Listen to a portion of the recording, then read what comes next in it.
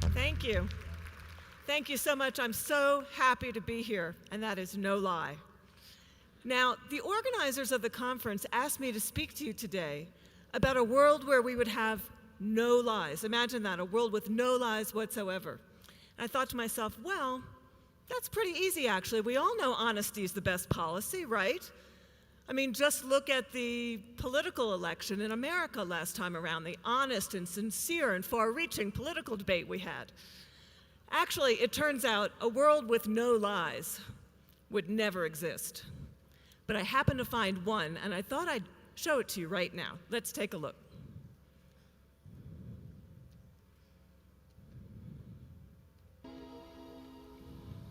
That was incredible.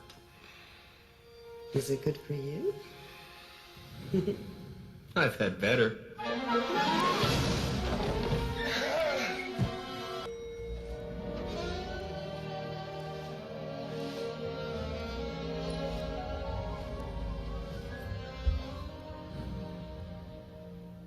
Hi. Hi. New in the building? Yeah, I just moved in Monday. Oh, you like it so far? Mm-hmm. Everybody's been real nice. Well, that's because you have big jugs. I mean, your boobs are huge. I mean, I want to squeeze them. Mama!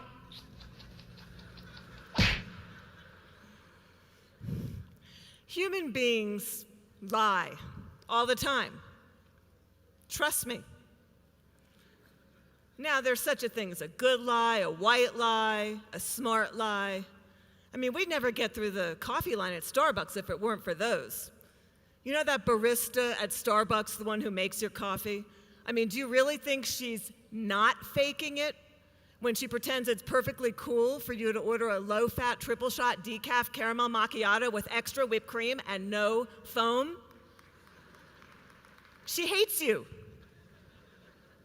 But she smiles, she nods, she calls out your drink like you are the most non-absurd, non-anal retentive coffee drinker she's ever met. Why? Because she knows what researchers have long known, that deception is critical to our survival. It's critical to our evolutionary survival. Without deception, civilizations would falter, as we just saw. Now, I know everyone here really wants to make a difference. You want to contribute to our civilization's evolution. And I know you're really, really busy as well, so I thought I would help you hone your deception skills today. So I thought what we'd do is we would teach you how to be a great liar in 6 easy steps. And we're going to start with step number 1. Step number 1 is to find a good role model, like maybe a former leader of the free world. I want you to listen to me. I'm going to say this again. I did not have sexual relations with that woman, Miss Lewinsky. I never told anybody to lie, not a single time, never. These allegations are false, and I need to go back to work for the American people. Thank you. Now, look, if a former leader of the free world is a little high up there for you, pushing it a little bit for your role model, maybe find a former member of the clergy or a well-known football coach, or perhaps a leader of a smaller country like Italy. Find a good role model. That's step number 1. Step number 2, shoot within range. Let's see what happens when you don't shoot within range.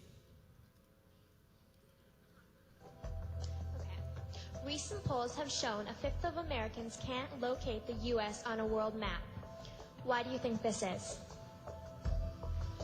I personally believe that U.S. Americans are unable to do so because some people out there in our nation don't have maps, and I believe that our education, like such as in South Africa and the Iraq, everywhere like such as, and I believe that they should, our education over here in the U.S. should help the U.S. or should help South Africa and should help the Iraq and the Asian countries, so we will be able to build up our future for our. Thank you very much, South Carolina. Okay, now when I showed this video last weekend to my husband, I said, see, honey, even beautiful can sometimes be hard to look at. Now, we all watch this video and we kind of cringe. We sort of think, oh my gosh, thank God I'm not from South Carolina. And believe me, this made South Carolinians cringe. It's really, really hard to embarrass somebody from South Carolina, let me tell you.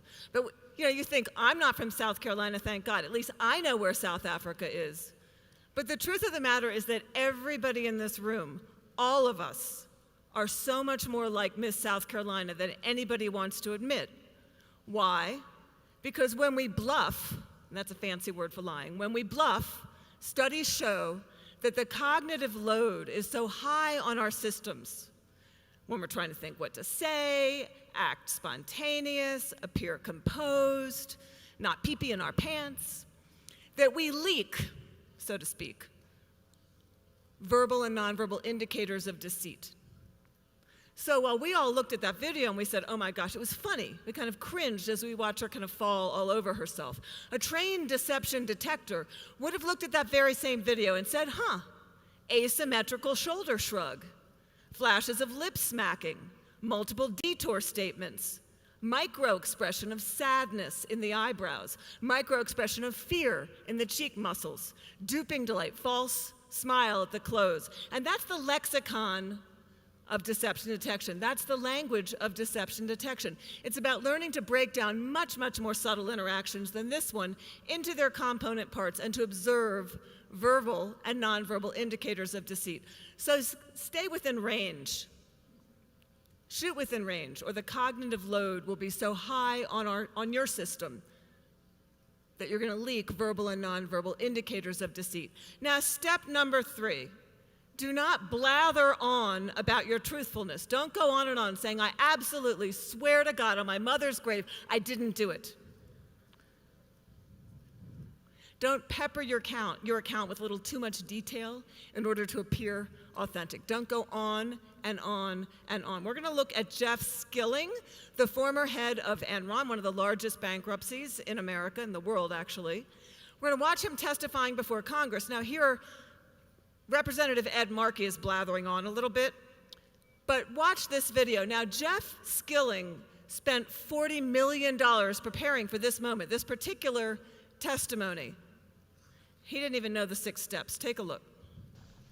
Wasn't Ms. Rockins really correct that you were abandoning ship on a day that you already knew, as she did, that this company had deep problems, that you had already identified them, and you were just walking away without warning investors, without warning employees, without telling everyone what the real reason was that you were quitting Enron? Congressman, I can just say it again. On the date I left, I absolutely, unequivocally thought the company was in good shape. Absolutely, unequivocally, do not overemphasize your truthfulness. Now, step number 4, be spontaneous. Researchers have long known that it's only the first few seconds after a really hard question is asked. That's the only scientifically reliable information to look at. So let's say you're having a conversation with somebody and they're trying to figure out whether or not you are being deceptive. Now let's just say they're a trained deception detection professional. They're going to ask you some softball questions. They're going to say, how was your weekend? Did you go shopping? Did you go skiing? How's that funny little wart on your arm? Now, I'm sure this comes as no surprise, but the trained deception detection professional does not really care about that wart on your arm. What that person is doing is they're baselining you. They're asking you softball questions. They're trying to get a reliable reference point for measuring changes later when you're going to tell your real whopper. They're norming you. They're baselining you. What are they doing when they're baselining you? Well, they're looking at certain things. They're looking at your blink rate to see if it's going to change. They're looking at your fidget patterns. They're looking at things like your posture to see if you have postural changes. They're going to look at your hand, your leg gestures, the tone and vocal cadence of your voice and your laugh. Now, when they start to ask the really hard questions, that's when they're going to be looking for those shifts in behavior. The other things they're going to be looking to see if you do, because remember, this step is about being spontaneous, is they're going to make sure that you're not going to repeat the question to stall for time. Certainly don't want to see you looking down, slumping, lowering your voice, trying to kind of unconsciously exit, maybe even leaning towards an exit.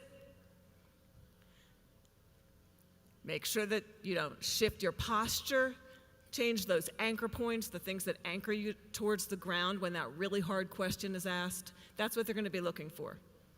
They're also going to be checking to see if you're going to leak facial expressions associated with deception. We know from well-known researcher Paul Ekman that many facial expressions that flash across the place really, really fast can sometimes be associated with deception. Now, they're very hard to control, but we know, for example, that contempt, though not proof of deception, is very highly associated with deception. It's also associated with moral superiority. Here's what it looks like. It's marked by one lip corner pulled up and in a dismissive sneer. And in the presence of contempt, be very, very careful. You're going to break rapport with the person that you're talking to. So you want to make sure, don't leak that expression of contempt. You also want to curb the duping delight, that unconscious smile at the delight in getting away with it. Highly, highly associated with deception. We're going to take a look now at Herman Cain, who was kind of booted out of the last presidential election early on under accusations of a long-term extramarital affair. Watch this video now and tell me if you see the duping delight. Did you have a 13-year affair with this woman? No, I did not. Did you know her for 13 years? Yes, but I did not have an affair, okay? Do you suspect she has any evidence, emails, letters, gifts, anything that she will be able to bring to try to confirm this? Wolf, no.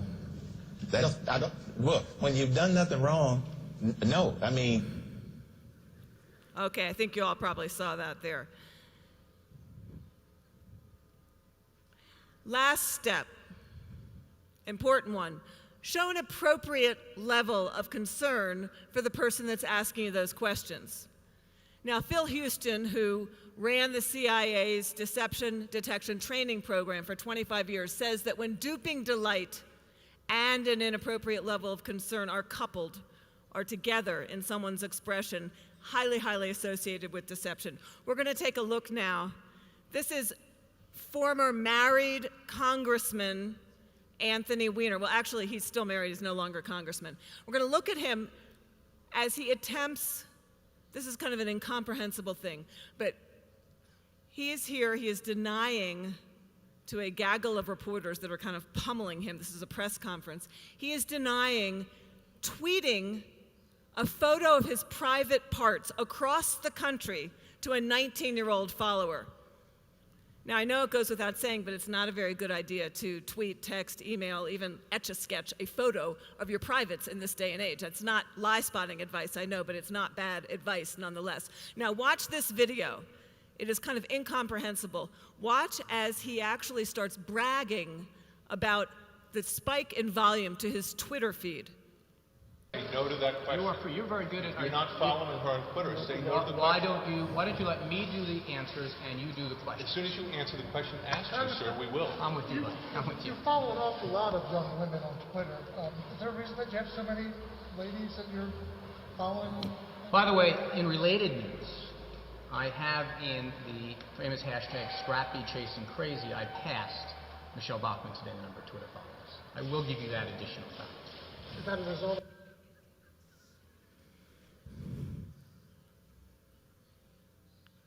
Okay, so you know the 6 steps.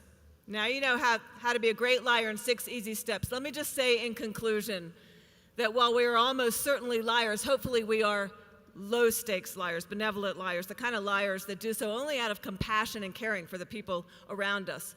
So if you come across one of those high-stakes liars that's mastered those 6 steps, be courageous, have the difficult conversation, signal to that person that your world is going to be an honest one, and only share those 6 steps with someone that you trust. Thank you. Pamela, One question, just. Oh. I want to make you a question. Okay. Why should we believe you if you are an expert in lying? Because I am absolutely, I swear to God, on my mother's grave, Bravo! an expert. Thank you very much.